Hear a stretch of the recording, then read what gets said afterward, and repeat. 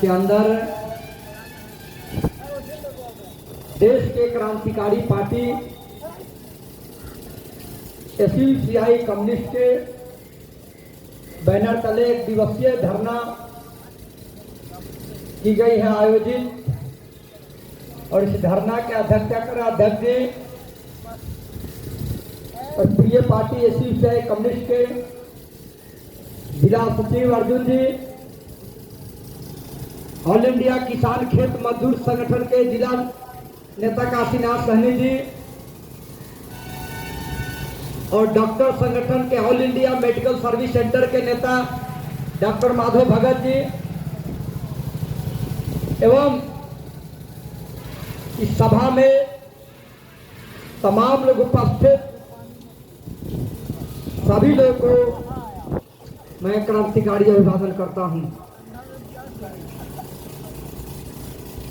धरना लंबे समय से चल रही है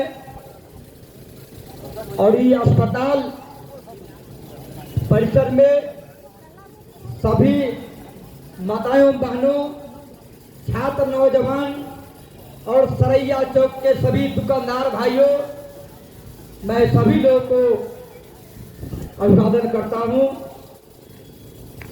हमारे पूर्व के सभी वक्ताओं ने आपके बीचों में एक एक बिंदुओं पर विस्तार से बातों को रखे हैं। बाकी आज जिस तरीके से जो लोकतंत्र की धज्जियां उड़ाई जा रही है, एक तरफ कहा जाता है कि हमारा देश लोकतंत्र है, बाकी दूसरे तरफ ये अपराधियों और गुंडों के हाथों में लोकतंत्र उसके हाथों की हथेली बन चुकी है। इसी को कहा गया यह जो है पूंजीवादी लोकतंत्र है। मुट्ठी भर लुटेरा और बेईमानों के लूटने की लोकतंत्र है। इसलिए अगर सही मायने में अगर मजदूर हित, किसान मजदूर छात्र हित की बात अगर इस लोकतंत्र में अगर कहा जाता है तो कहीं न कहीं एक गरीब और मजदूरों को केवल गुमराह किया जाता है। अगर गुमराह नहीं किया जाता है तो यही लोकतंत्र के नमूना सामने पेश है। एक तरफ कहा जाता है कि लोकतंत्र में लोगों का अधिकार है, लोगों के द्वारा, लोगों के लिए और लोग का, इसको लोकतंत्र कहते हैं। बाकी ये सच्चाई नहीं है, ये केवल दिखावटी है, ये केवल कागजी है। वास्तविकता ऐसा नहीं है। अगर वास्तविकता ऐसा होता तो कोई भी सरकारी अस्पताल होता है, चाहे सरकारी स्कूल होता है, तो जनता की संपत्ति होती है और इस संपत्ति की रक्षा करने के लिए पंचायत प्रतिनिधि से लेकर थाना न्यायपालिका से लेकर कार्यपालिका तक न्यायपालिका का उदाहरण है। बाकी आपको ये सरैया थाना कहने में भी ये बात की शर्म आती है। ऐसे निर्लज्ज थाना प्रभारी के आंखों के नीचे और चिकित्सा पदाधिकारी के आंखों के नीचे सरैया सरकारी हॉस्पिटल के दीवार को भूमाफियाओं के द्वारा तोड़कर भूमाफियाओं ने और निजी सड़कों के बनाने का रास्ता अपनाया। फिर भी अभी तक अपराधी, संरक्षण प्राप्त भूमाफिया आज भी लंगा तांडव मचा रहा है। ये कैसा लोकतंत्र है? लोकतंत्र आप कैसे कहेंगे? एक गरीब आदमी अगर थाने में आवेदन लेकर जाता है तो लोकतंत्र का मतलब पहले समझिए। लोकतंत्र का अर्थ होता है कि जो थाना है, हॉस्पिटल है, स्कूल है, ये जनता के दिए हुए टैक्स के रुपया से सभी विभाग चलता है।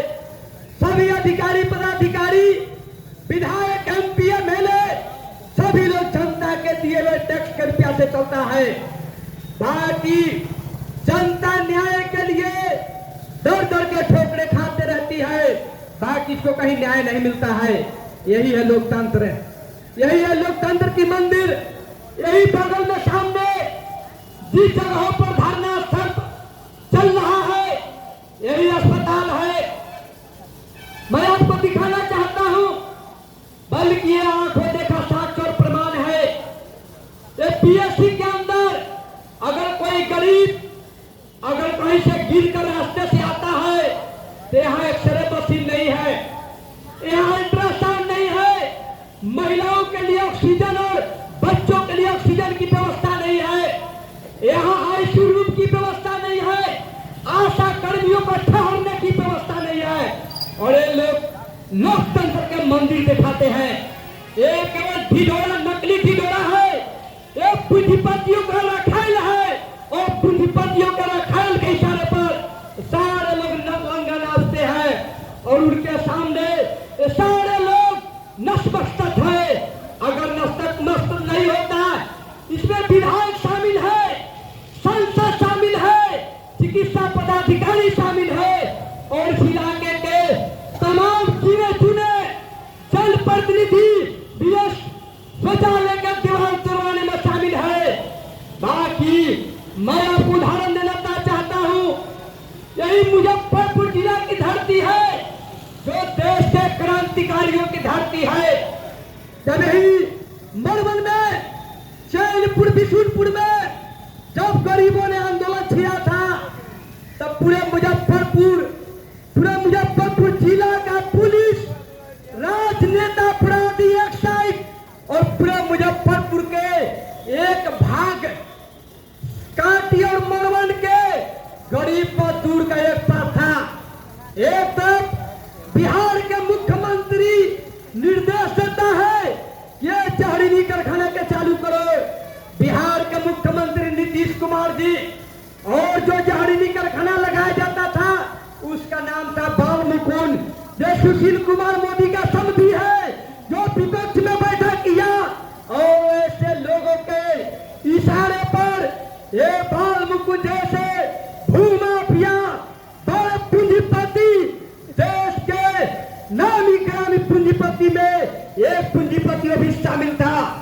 एक तरफ जब गरीब जनता, निहत्था जनता जब आंदोलन का निर्माण किया तो वहां के एक एक आला अधिकारी, एक एक वहां के विधायक, मुखिया, जिला पार्षद, जो जितना दाम में बिकाना था बिका गया, बाकी जनता नहीं बिकाया।